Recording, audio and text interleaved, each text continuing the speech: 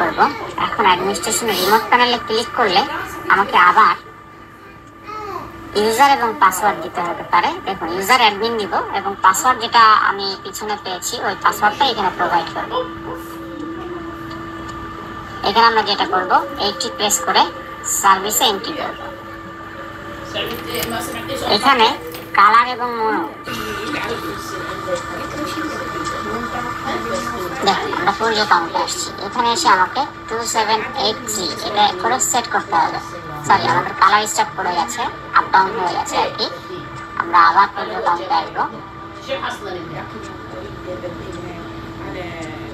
পূর্য কাউন্টে এসে 2783 সেট করেছি।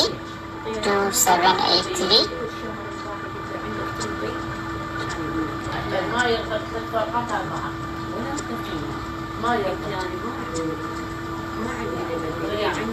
সেট। দেখুন, পূর্য কিন্তু 00 হয়ে গেছে।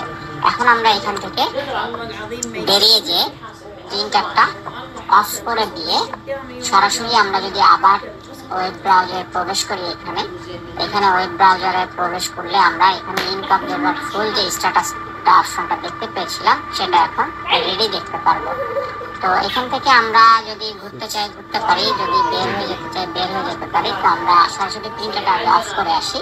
প্রিন্টারটা অফ করে তারপর আমরা আবার অন করবো। অন করে ওয়েব ব্রাউজারে প্রবেশ করে দেখবো আমাদেরটা প্রিন্টারটি স্ট্যাটাসটা রেডি মোড আছে এবং আমরা যে কোনো জিনিস, ছবি হোক বা টেক্সট হোক, আমরা এখন প্রিন্ট দিতে সক্ষম এই প্রিন্টারটি দিয়ে। তো চলো আমরা সেটা করে দেখি। এখানে আর বেশি ঘোটাঘুটি করে লাভ নেই, কারণ আমি যতবারই রিফ্রেশ করবো প্রিন্টারটি অফ করে অন না করলে এখানে কাজ হবে।